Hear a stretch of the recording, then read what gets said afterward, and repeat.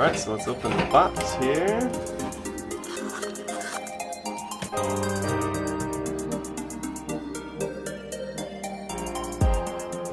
Cool, so here it is, the 6-row seeder. It's got all these hoppers where you'll place the seeds. Wow. This looks like the piece that took a lot of money to engineer and machine. And then the handle was shipped separately. Okay, so it's a nice long stick, and we got a screw on here. That's all that's in the box. The main component, this camshaft, or I don't know what you want to call it.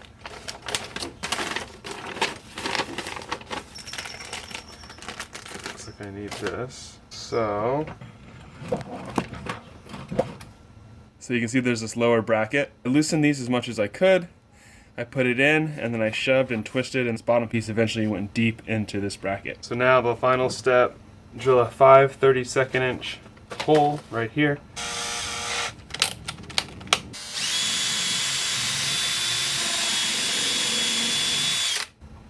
Go a little bit further in. And let's throw this in. Alright, and now it's in there, super strong. And you don't want to over tighten this, you wouldn't want to strip out the wood. Okay, so the next step is going to be to put in the shaft, but there are no instructions on how to do that. So here we go. So we got to take this thing completely off. This is a special collar. Send it through. There's these brushes here that are part of allowing the seed to come through. I'm gonna pull those all the way up so they're out of the way of the shaft when it comes up, when it comes through. But yeah, Johnnies, you guys really gotta make your instructions a little bit better. You know, you guys totally omitted what to do with this shaft, how to insert it. You didn't really talk about it.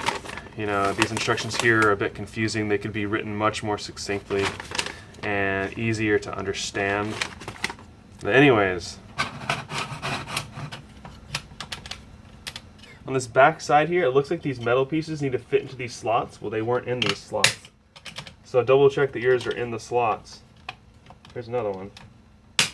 So just be aware of that. Look through the tool, make sure it's all set up right, and we're in.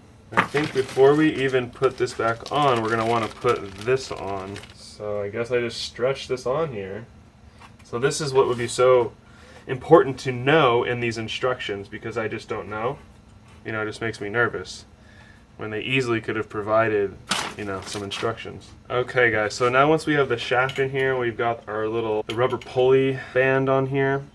So on the shaft itself, there's different size holes for different size seeds, right?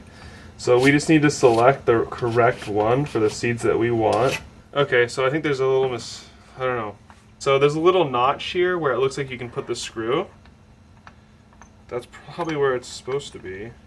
So now if I push this forward, boom, there we go. Now I get the smallest seed, the next largest, the next largest, the next largest. And Johnny's carries really great tools. They engineer some great tools. It's just always frustrating because, you know, the last little step would be to have the instructions be perfect so that your customer's really happy all the way through the process. But I don't know, basically every tool I've bought from them, I've been frustrated at some part in the process. This seeder is a bit more complicated. There's a lot more going on to get it ideal.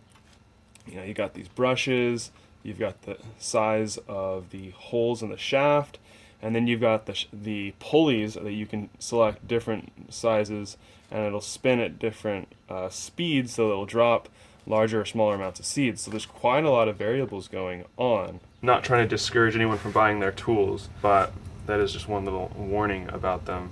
Okay, so that seems like to be the major adjustment that I'm going to have to do is you switch between the shaft here and you tighten it down, boom, then it's ready to go.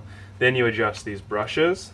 So these brushes here, you can adjust them to go up here or to go down towards the shaft, and that increases or decreases the space in between so that the seeds can be let out and dropped down. So what I'm doing is going to adjust these brushes, just get them as low as they can go, and then I'm bringing them back till I feel resistance. So it's like a pretty tight setting. I've got the smallest seed indent selected here, and then I've got the outer pulley going here. So they said a good idea to do is just put them in there and then roll it out on some paper, and you can kind of see how thick it's being spread and if the brushes are working correctly. So this tool is going to take a bit of time, I think, before it really starts to make sense and you can really get it dialed in. Okay, so we'll just do it on this cardboard, I guess, just to mess around and see what happens. The problem is the plows are hitting the ground, so I'll kind of lift it up. That's hardly dropping anything. So my guess is we need to raise the brush. Try again. Still not dropping enough seed.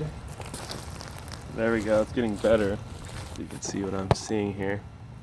I think I want to drop even more.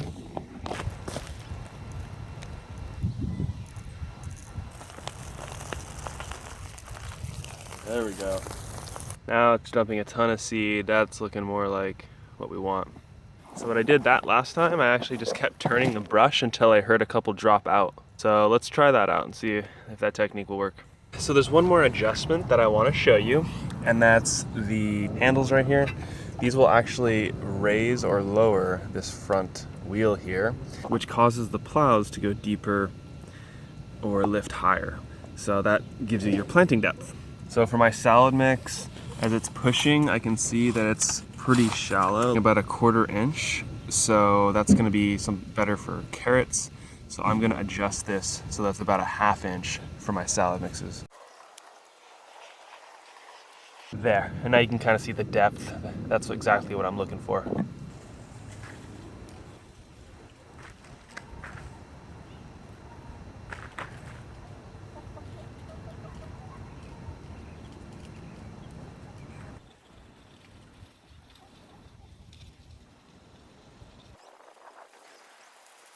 So it wasn't seeding very well because the soil was so loose that this back wheel wasn't spinning and wasn't spinning the shaft, which, you know, drops out the seeds. So I got it wet and now it seems to be a lot harder packed and it seems to be working.